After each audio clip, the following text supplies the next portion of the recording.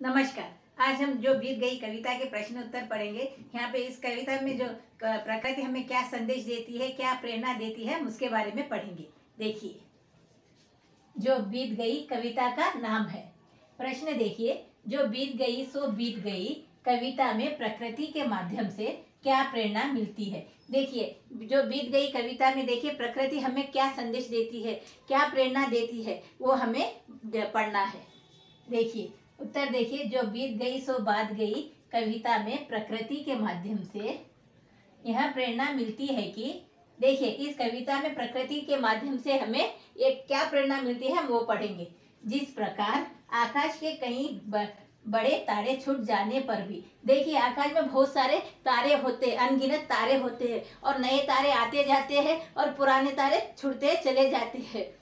तो उस पर हमें कह रहे हैं, छूट जाने पर भी आकाश उन पर शोक नहीं मनाता। देखिए कई तारे आते हैं और कई तारे छूट भी जाते, जो पुराने तारे होते हैं वो पीछे छूटते चले जाते और नए नए तारे आते जाते हैं। तो इसलिए आकाश में देखिए फिर भी पुराने तारे छूटने पर भी कभी आकाश उस पर शोक नहीं मनाता। शोक का अर्थ है यहाँ पर वह दुखी नहीं होता है, वह अपने साथी जो है तारे जो है छूट जाने पर वह कभी दुखी नहीं होता है।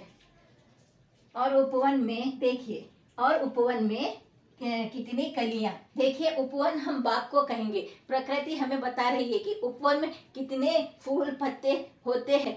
देखिए समय समय पर फल आते हैं और समय समय पर फूल पत्ते फल झड़ भी जाते हैं। उपवन में कितनी कलियां, फूल पत्ते मुरझा जाने पर भी वह निराश नहीं होता। देखिए उपवन यानी कि बाग बगीचे, उसमें कई तरह के फूल आते हैं, फल आते हैं, पत्ते आते हैं और समय आने पर वो झड़ भी जाते हैं। और बगीचा हमेशा देखिए नए नए फूल पत्ते आने पर वह हमेशा मुस्कुराते हुए हमें दिखाई देता है, यानी कि चारों तरफ फूल पत्ते हमें दिखाई देता है। और एक समय ऐसा आता है कि वो सारे फूल पत्ते वो झड़ जाते, तब भी उपवन यानी कि बगीचा इस पर दुखी नहीं होता है, क्योंकि अपने जो पुराने साथी है, जो पुराने फूल पत्ते झड़ जाते हैं या मुरझा जाते हैं, तो वह कभी दुखी नहीं होता है, क्योंकि उसे पता होता है कि फिर समय आने पर उसे नए पत्ते आएंगे, नए फल आएंगे और फूल आएंगे। इसीलिए वह अपने जीवन में हमेशा आशा से भरा होता है और आने वाले समय की वह प्रतीक्षा करता है। उसी प्रकार मनुष्य को भी प्रिय बातें भूलकर अप्रिय बातें, अप्रिय का अर्थ है जो बुरी बातें हैं। जैसे मनुष्यों को देखिए कभी उनके साथ कुछ बुरा व्यवहार हो जाता है तो बहुत ज़्यादा दुखी हो जाते हैं और हमेशा उनके मन में कड़वाहट बैठ जाती है। तो ऐसे बातों को भुला देना चाहिए और जीवन में उन्हें आगे बढ़ जाना चाहिए।